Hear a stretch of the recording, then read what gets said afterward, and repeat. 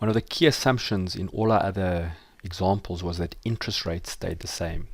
But interest is the one thing that probably moves a lot and can continue to move. So we want to set this up so that interest rates can change. So what we've got, you'll see we've set up our bucket. That's the opening balance. That sums it.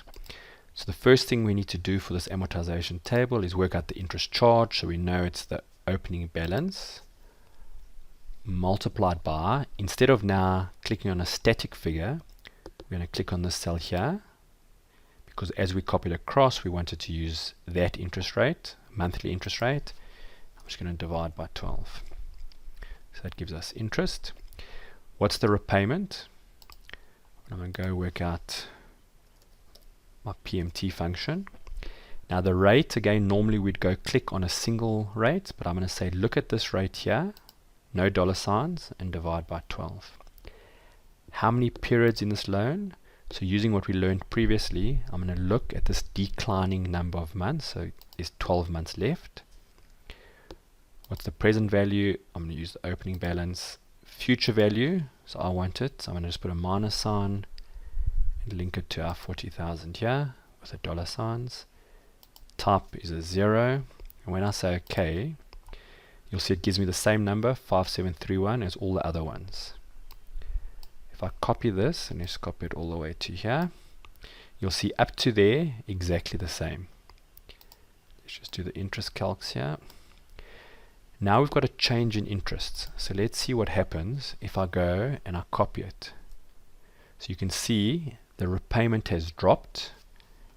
And let's copy it all the way to the end and see if we hit our 40,000. And you'll see that despite the interest rate changing, it has gone and hit 40,000. What's quite nice about this is we could then change all of these on a regular basis, and the calculations will work out as such that will always get back to the amount we expect. So let's say that's 11%. Let's change it to 10% over here. So notice numbers change. We're back at 40,000. 9%, 8%, 7%, 6%. So you can see that this calculation changes the repayments so that the loan ends up where it should be in the correct time period. With regards to PPMT and IPMT, same thing applies. So let's go over here. We're going to use our PPMT. What's the rate? So now instead of clicking on a static number, we're going to say click there, divide by 12. What period number? We're going to use a 1. How many periods are in the loan? Whatever's in that cell there. Present value, this number here. Future value, minus our 40,000. Type 0. So OK. If I copy it across, you'll see it's matching up exactly. We can do the same thing for the IPMT. So I could redo all of that, but the reality, they're so similar. I'm going to copy that formula,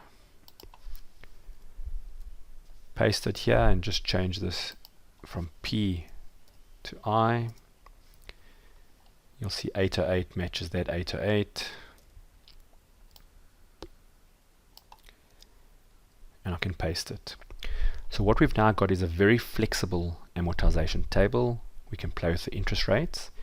And because we've built it assuming that wherever we are, that's the only period left, I can put money in and take money out.